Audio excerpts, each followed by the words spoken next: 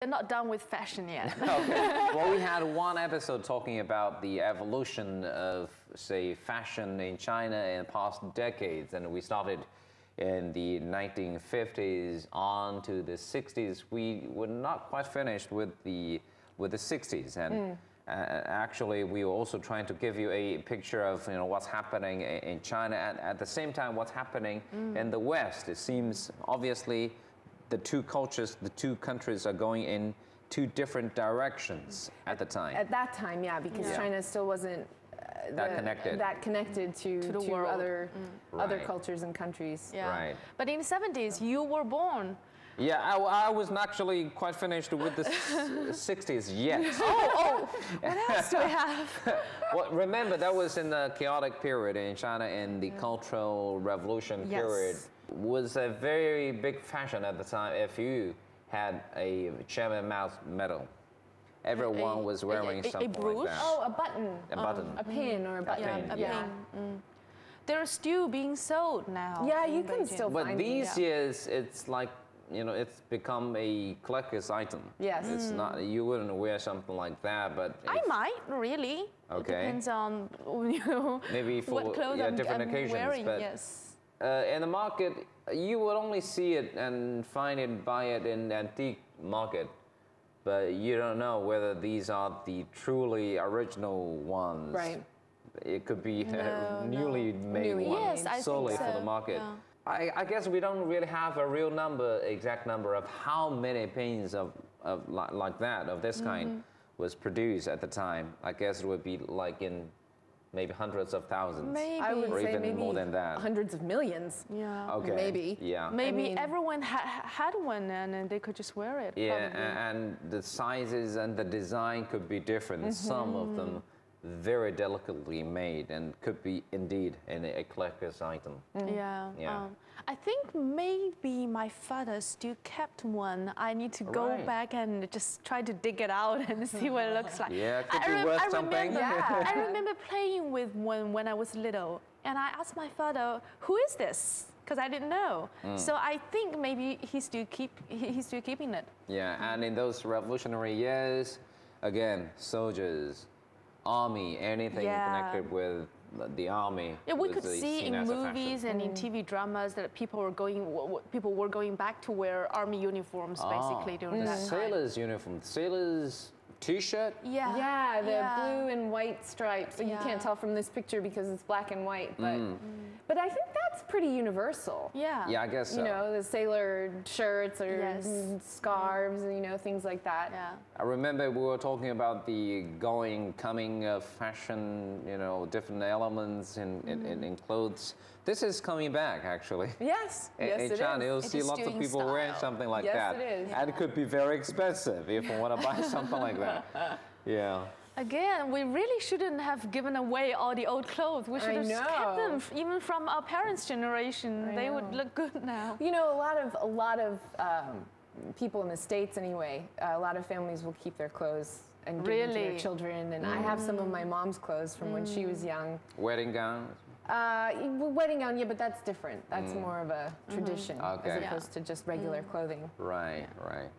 Well, this is a hat. It's very much like a soldier's hat with the red star. Yes. But if you go, say, visiting the Great Wall, if you have a tour of the Great Wall, and there you would see lots of peddlers and those businessmen trying to sell you this.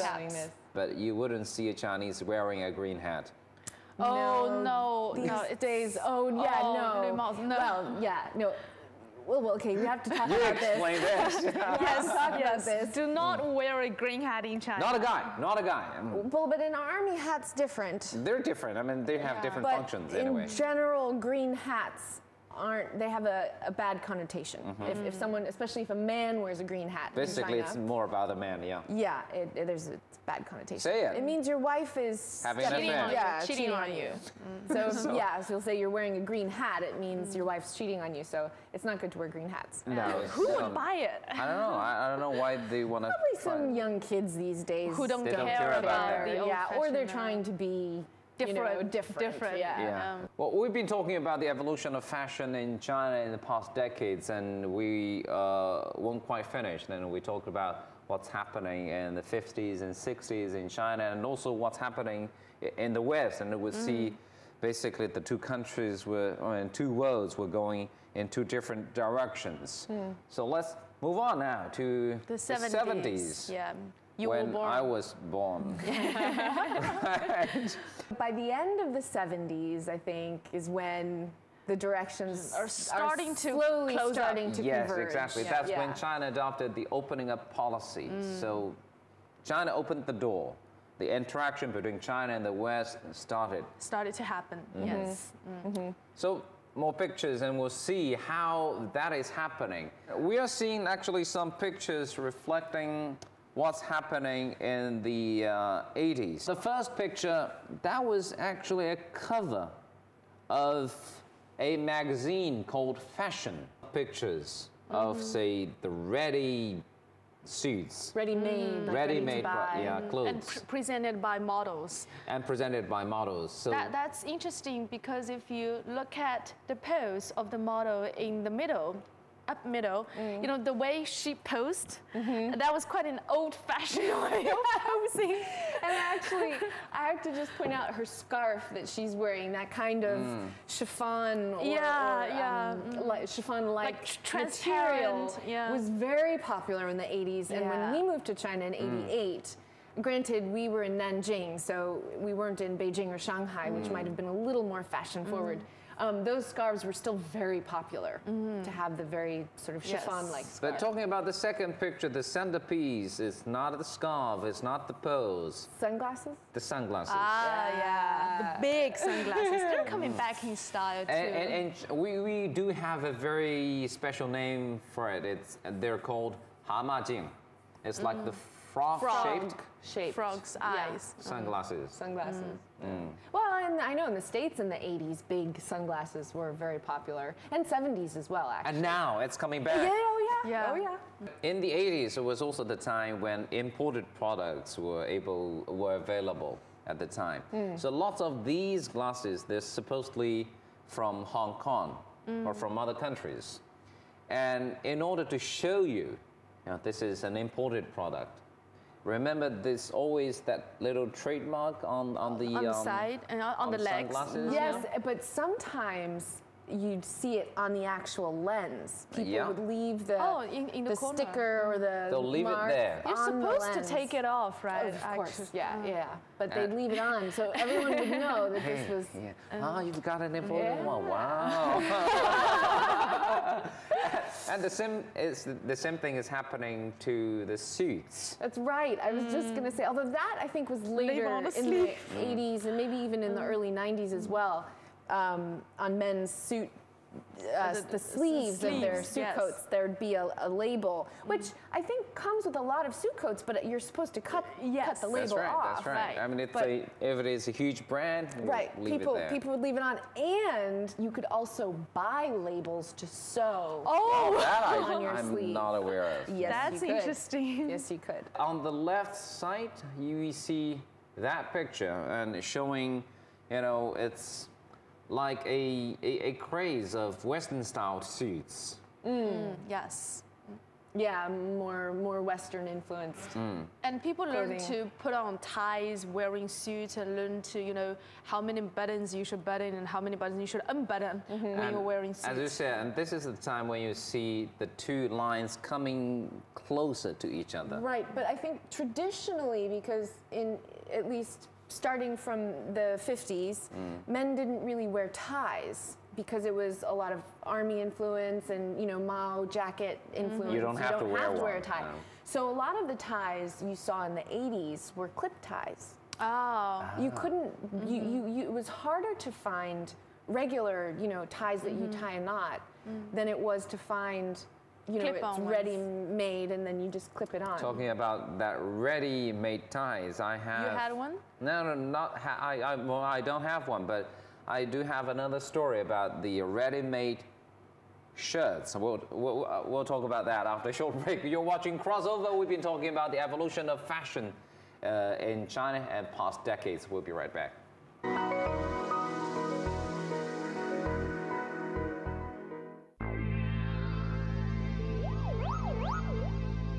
In influenza can be spread by sneeze droplets. Be considerate. Cover your mouth and nose with a tissue when coughing or sneezing. If you have a fever, cough, or sore throat, wear a mask. Visit your doctor promptly. Maintain good ventilation and put used tissues into a rubbish bin. For more information, please visit the Center for Health Protection website or call our health education hotline.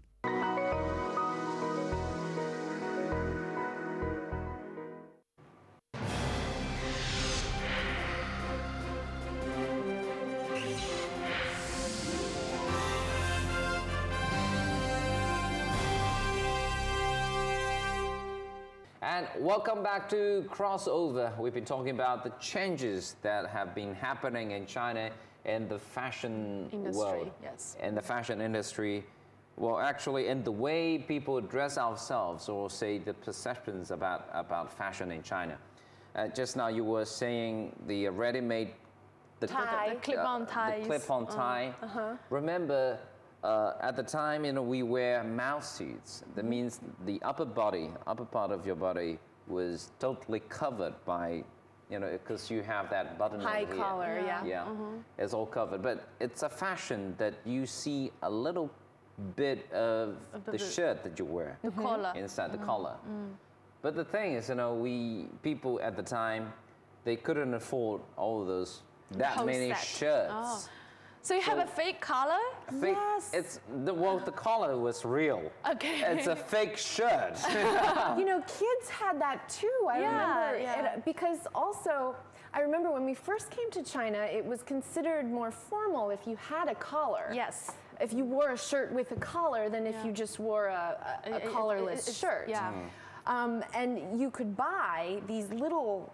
Yes, I had those. Did you have sleeves and collars? You put them on almost like a vest, and then, but it was mostly just to have the collar, and some of them were beautiful. Yes. Like you'd have these little, things. The vest part wasn't supposed to be shown. It wasn't a proper shirt. Right. But the collars, lacy collars and embroidered collars, and really beautiful. That's for girls. I think it's quite smart, actually. You don't have to buy a whole set, buy a whole shirt. But if you wear like the same sweater, but wear a different color, it will just give you a different look. Well, and these days you can find in, some clothing brands will make a sweater with a collar that's sewn into the neckline of the sweater so that you don't have to have a shirt on under your sweater. So the same thing still happens today. Also, I think one of the reasons, especially for kids, why collars, having a collar was so important was so that you could wear your red pioneer scarf. Oh, yes. Right. You fit the scarf under your collar, and you have the little triangle in the back and the little scarf in the front. Yeah. And if you didn't have a collar, it didn't work as well. But basically, you wear it anyway. I think we were required to wear something with a collar, actually, in order to wear the red scarf. And to me, another reason would be it's easier to wash, because the collar is usually like the dirtiest part of your shirt. That's and true. As kids, we play around, we get sweater, and after one day, a white shirt color could just turn to yellow or turn to black. And it's still much easier for my mom just take it off and wash that little piece of clothes rather than wash the whole thing. So, can I just take it off now? Yeah, maybe. All right, some more pictures, please. On the top side, top right. That's actually a cover of a magazine at the time. 大众 film. Or movies for all. It was very popular at the time. Remember, there is a major major film festival. We still have that these days, and that's actually initiated by that company, by that magazine. At the time, the ballots. That's true. The ballots were included in the magazine. Yeah, So you have to have one magazine to vote. That's right. Yes. That's right. I remember talking about that. 100 Flower Award. Yeah, basically it's based on the votes of the readers of that magazine. In those magazines, you'll see pictures of these beautiful young women, and movie stars. And at the time, it was kind of a controversial. And critics say, why do you only include pictures of these young, beautiful women, like actresses or singers? why don't you include pictures of these working women? What? It's called a People Dazhong from movie, different Dazhong places, different film. walks of life. It's like a discrimination. But at the time, remember that was in the early period of the opening up policy. Maybe they were still a bit reserved. They were still adapting and adjusting to. I know Yeah. it's still conservative, and it's just natural for people to have complaints like that. Yeah. Fashion shows are just something normal you would accept in a it daily happens life. every day For a with the red carpet. fashion week, fashion festival, it's just there. Lots of beauty pageants, different versions organized by different people. Happens everywhere. Yes. On campuses, even within companies, maybe. You know, there And then are in three major cities, ones like Miss World, Miss Universe, Universe, and Miss International, I think. Yeah. and there are lots of could never other really tell the difference. Miss Tourism or whatever. Yeah. A lot of them, the finals were being held in China. But in those early years, in the 80s, that was actually the first time people would see something like a beauty pageant. Yeah. Young women wearing swimming suits And doing walking on the catwalks. runway. But getting back to the 80s, when we first moved to Nanjing, it wasn't very colorful. Clothing wasn't very colorful, unless you were looking at children. But grown, adult women and men both didn't have much color variety in their clothing. And when Nanjing is a city that loves to rain. So when it rained, everyone would be on their bicycles and they'd have ponchos, to wear when they rode their bicycles. Raincoat. It was always navy blue, army green, pretty much navy blue and army green when we first arrived in '88. And we watched, it was really interesting, we watched the sort of integration of color in fashion happen through observing rain ponchos. Because what happened was navy blue and green, and then there was red. And then from red there was purple. And then you started seeing patterns like polka dots on the ponchos and stuff. And so then by about the mid-90s, I mean, there were all kinds of colors and everything. But it was really interesting to watch that progression take place. Did the clothes you brought from the States back then, did they surprise your classmates, your friends? Not from my sister and for me, but my mom actually had a bit of an interesting time. She was in her mid-30s when we arrived, and she had a number of bright red sweaters and coat, and she was told that she shouldn't really be wearing so too much colorful. red because she wasn't a young girl. Oh. So for a while, she put her bright red. I mean, I'm talking very, very bright red. She put them away. Just to be culturally sensitive. Yes. You don't want to shock people by wearing this bright red sweater. Obviously, your mother's friend at the time was doing that, with a good sense. Oh, absolutely. Being very nice. I mean, being kind. Being kind, we wanted to be culturally sensitive. You don't want to shock people. Interesting story. And we'll take another short break. We've been talking about the changes that have been happening in China in the past decades about fashion, about the fashion sense. We'll be right back.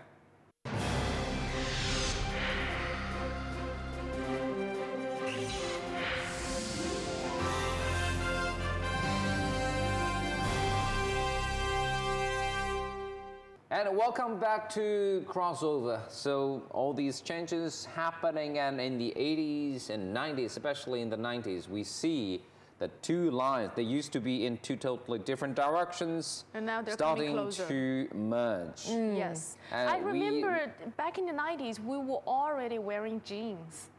So So basically... you were born finally in the 90s. Jeans, yes. Yeah, I was wearing jeans as a baby. No, just kidding. But I remember that was when we had the first group of foreign exchange students from the States to Shanghai. And we were so eager to see, are they dressed the different way than we are? And we found there was really not that much differences. It was jeans, T-shirt, everything. Yeah, by the 90s, or mid-90s anyway. No, early 90s, maybe 93. You started seeing more international brands. Coming Mainly, in. I think, from Hong Kong brands Yes. coming in. And there were some brands, I won't name any names, but there were some brands that said, you know, New York.